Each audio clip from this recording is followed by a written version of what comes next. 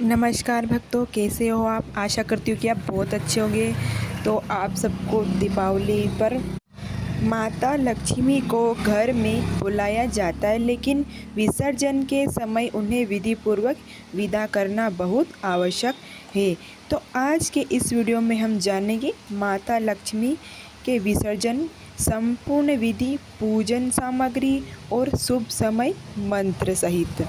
Video के अंत तक बने रहें ताकि विसर्जन की पूरी विधि आपको पता चले। तो दीपावली के बाद माता लक्ष्मी विसर्जन अत्यंत शुभ माना जाता है। इस वीडियो में जानिए माता लक्ष्मी विसर्जन की सही विधि, कौन सा मंत्र बोलकर विदाई दे, पूजन में क्या क्या सामग्री रखे, लक्ष्मी को प्रसन्न करने के सरल उपाय और फिर माता लक्ष्मी की धन पोटली को क्या करें और कैसे बनाएं।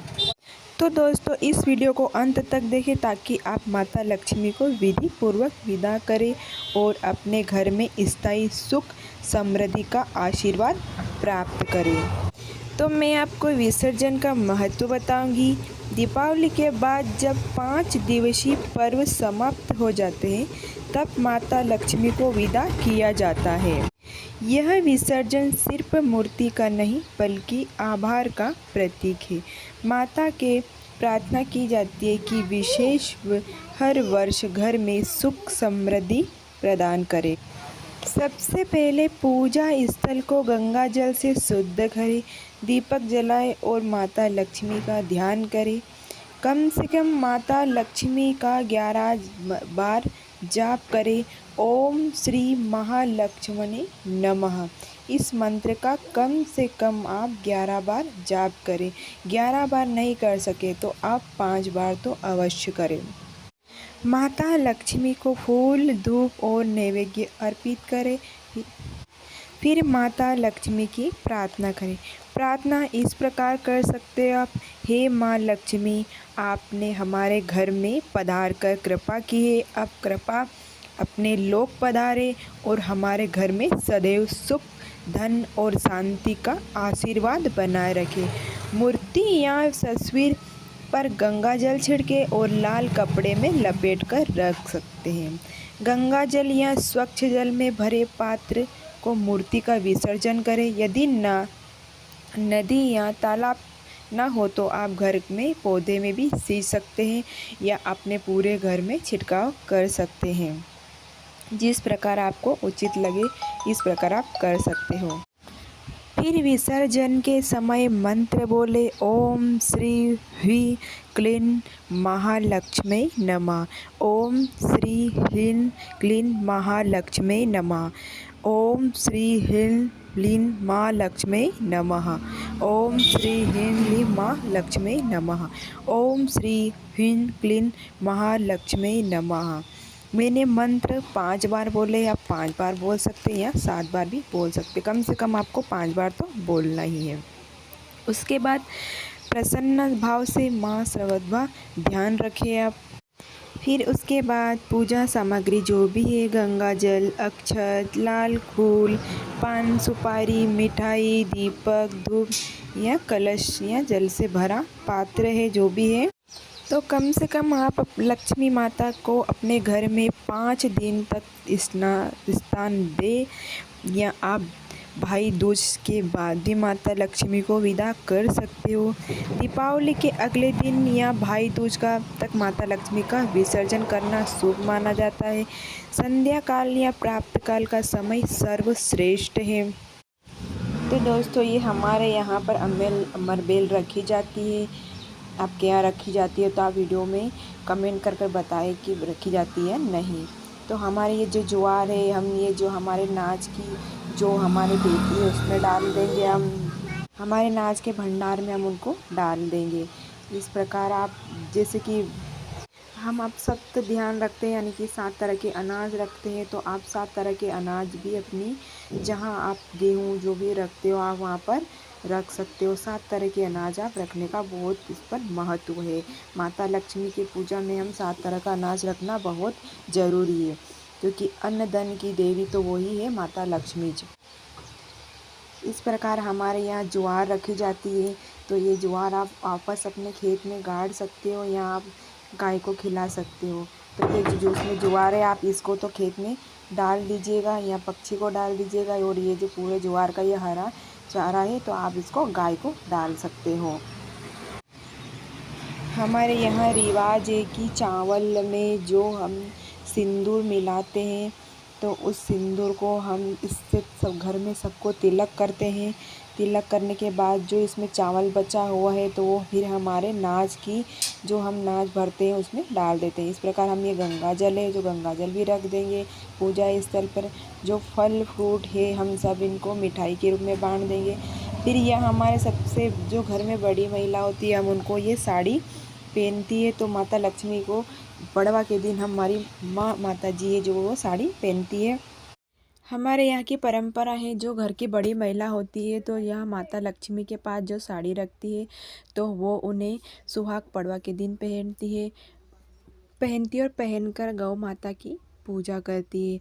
फिर गोवर्धन पर्वत बनाते हैं हम, गोवर्धन यानी कि कृष्ण भगवान उनकी पूजा करते हैं। उसके बाद फिर हम गाय की पूजा करते हैं। फिर शाम को हम बेल की पूजा करते हैं। तो सुबह हमें यहाँ गाय पूजे जाते हैं, फिर हमें यहाँ पर बेल पूजे जाते हैं शाम को। इस प्रकार हम दीपावली को दूसरे दिन की इस तरह मनाते हैं। तो ध्यान रखें दोस्तों, जिस तरह से आप लक्ष्मी विसर्जन करते हैं यानी कि आप 5 दिन तक लक्ष्मी को अपने घर में विराजमान रखिएगा। तो उसी प्रकार से हमारे यहाँ लक्ष्मी जी की जिस तरह से जितनी हमारे घर में महिला होती है हम उनके नाम का जितने होती है उनके नाम का हम उनके एक एक करके उनके लिए चूड़ा भी रखते हैं यहाँ पर। इसी प्रकार हम अपने घर में जो चीज़ हम पूजा में रखते हैं सब एक एक करके हम अपने पूजा स्थल पे रख देंगे। जो चीज़ हमारी पूजा में रखने वाली है, जो हम पूजा मंदिर में रखने वाली है वो पूजा मंदिर में रख देंगे। और जो हमें विसर्जन करने वाली है तो हम कहीं नदी में विसर्जन कर देंगे। इसी प्रकार जो हमने कैलेंडर रखा है, वैसे किताब रखी है लक्ष्मी पूजा पे, ये दीपक रखा है तो दीपक को चलने दीजिएगा आप, जब तक चले तब तक। ये अखंड ज्योति है, जब तक आपकी इच्छा हो चले, लेकिन कम से कम 5 दिन तक तो ये ज़रूर लगातार चलना चाहिए। ये कलश है, कलश में हमने मिठाई और सिक्का है और इसमें जो सामान डाला है वो आप कलश भी अपने पूजा मंदिर में रख दीजिए। कलश पूजा मंदिर में रखना बहुत शुभ माना जाता है। तो इस प्रकार ये माता लक्ष्मी की पूजा विसर्जन मैंने आपको बताई है। फिर एक विशेष बात है, जो ये नारियल है, आप इस नारियल को अपने घर में रखिए। यानी कि आप दूसरे साल माता लक्ष्मी की पूजा करेंगे तो आप वो नारियल वापस काम में ले सकते हैं। ये नारियल का हमारे यहाँ इस साल का नारियल दूसरे साल तोड़ते हैं और दूसरे साल का नारियल हम तीसरे साल तोड़ते हैं। इस प्रकार हम नारियल रखते हैं। माता लक्ष्मी को जो हमने भोग लगाया है, इस प्रकार ये भोग लगा है माता लक्ष्मी को खील पतासे अति प्रिय है। तो आप इस प्रकार माता लक्ष्मी को खील पतासे का भोग लगाइएगा। मैंने विसर्जन में ही धन पोटली बताई है कि धन पोटली का क्या करें। सबसे मेन चीज़ होती है हम धन पोटली का क्या करें। तो चलो मैं बताऊंगी कि धन पोटली आप इस प्रकार धन पोटली आपने बना ली होगी। मैंने वीडियो डाल दिया था धन पोटली का किस तरह बनानी है, क्या क्या सामग्री होती है धन पोटली में और कहाँ रखी जाती है। तो मैं आपको बताऊंगी कि ये हम धन पोटली बनाकर कहाँ रखते हैं। एक बार और बता देती हूँ कि इसमें क्या क्या चीज़ होती है धन पोटली में। तो मैं इसको बता रही हूँ आपको क्या क्या सामग्री होती है।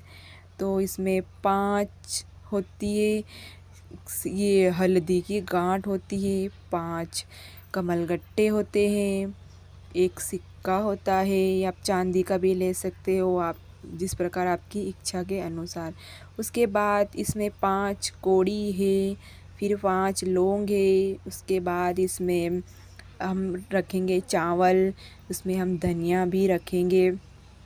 उसके बाद में इलायची, सुपारी, इस प्रकार हम धन पोटली बना लेंगे। धन पोटली में फिर बांधने के लिए हमें चाहिएगी मोली। तो आपके पास जो जो चीज़ उपलब्ध है आप उसको धन पोटली में बांध लीजिएगा। ऐसी कोई ज़रूरी नहीं है कि जो चीज़ हमें पास हो नहीं हो हम धन पोटली से नहीं बनेगी। तो इसी प्रकार हम धन पोटली बनाएंगे। इस प्रकार धन पोटली बनाने के बाद अपने जो आप जहाँ अपनी तिजोरी है वहाँ पर आप रख सकते हो। तिजोरी की पूजा करने के बाद आप वहाँ रख सकते हो। तिजोरी के बाद स्वास्तिक ज़रूर बनाइएगा, पूजा करके आप वहाँ रख दीजिएगा। तो दोस्तों, आपको ये वीडियो कैसा लगा? वीडियो अच्छा लगा हो तो लाइक करें, शेयर करें और सब्सक्राइब करना ना भूलें, ताकि आपको आने वाली नोटिफिकेशन आप तक ज़रूर पहुँचे। जय माता लक्ष्मी।